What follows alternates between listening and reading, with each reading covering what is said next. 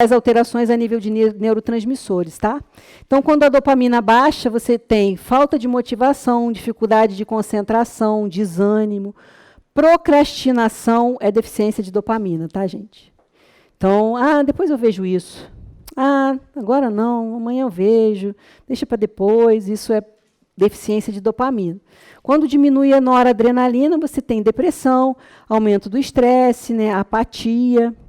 A adrenalina, você perde o foco, você perde a energia, você se sente desmotivado.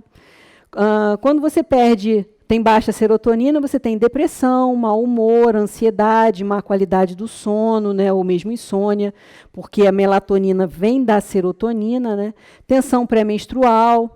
E quando você diminui o GABA, você tem ansiedade, excitação excessiva, má qualidade de sono ou insônia, pânico, déficit de atenção, chatice, né, que faltou aqui, mas a gente não pode escrever no slide, mas lembra sempre da chatice. Toda vez que vocês verem o chato, agora vocês vão lembrar de mim e falar, é GABA.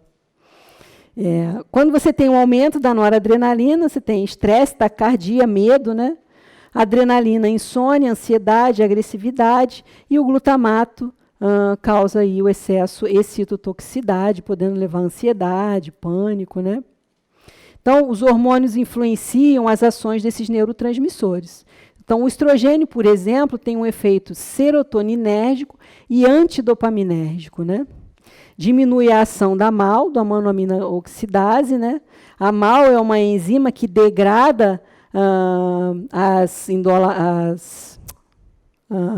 serotonina e as catecolaminas, né?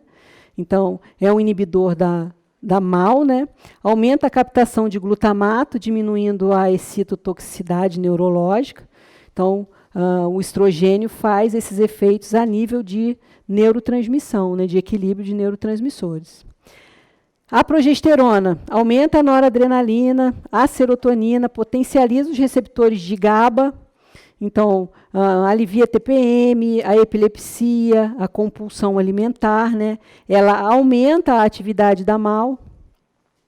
A testosterona tem um efeito pró-dopaminérgico, lembra que eu falei para vocês? Aumentou a testosterona, aumentou a dopamina.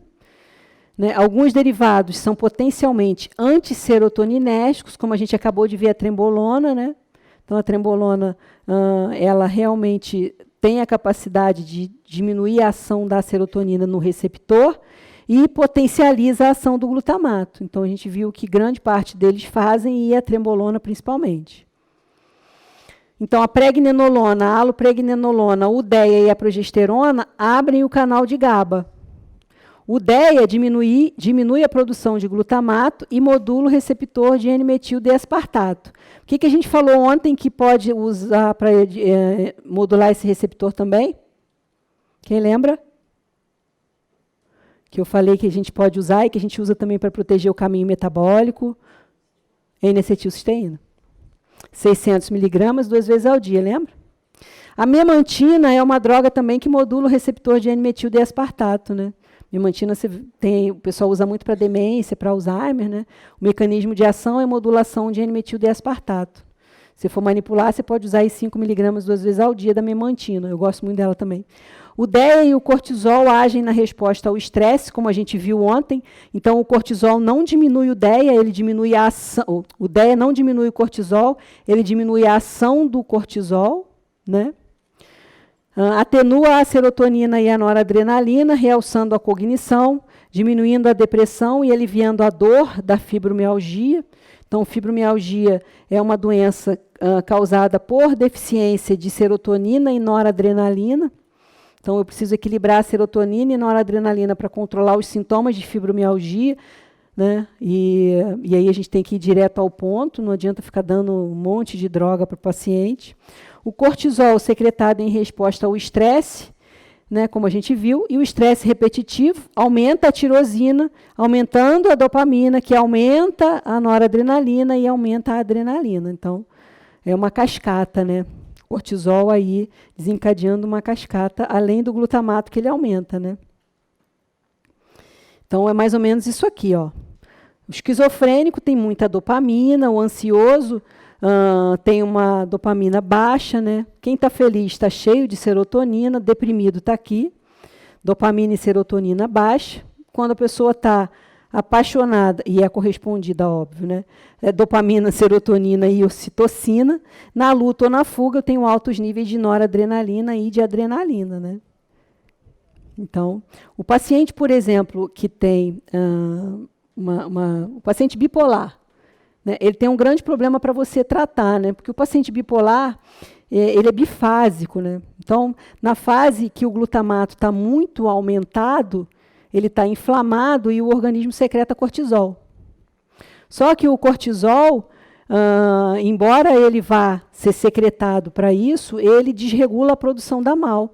Com isso, ele diminui a serotonina e a dopamina. Então, o paciente sai do surto, mas deprime. E aí, quando ele deprime, ele prostra. E aí, quando ele se vê prostrado, o glutamato aumenta de novo. E aí ele surta outra vez. Então, equilibrar esse paciente é o mais difícil, porque você tem que ter uma droga que haja nas duas fases. E raramente a gente consegue controlar os níveis de cortisol, de glutamato, de dopamina, de GABA nesse paciente, né? Existem poucas drogas que a gente já viu ter alguma resposta, né, nesse tipo de paciente, mas uma droga que eu utilizo bastante é o Phenibut. O Phenibut, ele tem uma capacidade de aumentar o GABA, em primeiro lugar, que é o que eu falei para vocês que a gente precisa, né? E a partir do 4º dia ele dá um estímulo leve em dopamina, então ele foca. E aí você consegue ter um equilíbrio somado a mais nível de GABA, né, de serotonina, e aí você consegue manter mais ou menos sob controle. Mas esse paciente, principalmente o bipolar, ele não pode ficar sem NAC, porque o receptor N-metil-D-aspartato dele faz uma diferença muito grande no desenrolar dessa doença. É esse receptor que vai precipitar o aumento do glutamato, que é justamente o que a gente vai evitar nesse tipo de paciente. Então, a gente precisa modular o receptor de N-metil-D-aspartato, tentar manter o GABA num nível suficientemente bom, não deixar a dopamina subir demais e, principalmente, sempre manter níveis ótimos de serotonina também. E a gente consegue isso aumentando a serotonina, diminuindo a recaptação da serotonina, aumentando os níveis de GABA, facilitando a abertura do canal de GABA, né, usando as vitaminas que vão encaminhar todos os aminoácidos para os seus devidos objetivos finais, né? Então, como a gente falou ontem, o triptofano, para ele pegar o caminho da triptamina e, então, serotonina, a gente precisa da vitamina B9. Isso a gente vê em qualquer lugar, em qualquer curso que a gente faz, que alguém fala de serotonina, precisa B9. Só que eu não preciso de metilfolato para ter essa conversão. Eu preciso de tetraídobiopterina. Então, eu preciso que o metilfolato pegue o caminho da tetraídobiopterina. Para ele pegar esse caminho, eu preciso de vitamina C. Então, só metilfolato para o seu paciente tomando triptofano não serve para nada. Você precisa do triptofano com o metilfolato e com a vitamina C. Além da vitamina B6, que a gente falou ontem também, que a gente precisa da piridoxina. Aí eu estou traçando o caminho da serotonina. E assim a gente vai, com esse mesmo raciocínio, traçando o caminho da dopamina, do GABA, né, de todos os neurotransmissores, para a gente tentar equilibrar esse paciente com uma doença que traz tanto sofrimento, tanta angústia. Porque quem já teve pânico, quem já teve ansiedade, eu já tive, sabe como é ruim, né? Na verdade, só quem teve é que realmente sabe a angústia, o sofrimento que é. Porque para a gente, quem está de fora, acha que tudo é fácil, que é só tomar um remedinho, é só pensar em outra coisa, mas não é, porque é químico, né? E aí a gente tem que tentar orientar e melhorar o que a gente pode na qualidade de vida desse paciente, principalmente para prevenir novas crises, né? Então é mais ou menos isso. Quando você está feliz, né, a serotonina. Quando você está ansioso, você tem isso daí, deprimido, né? E quando você está apaixonado. Então, resumindo, é bonitinho esse slidezinho aí, mas é isso que acontece.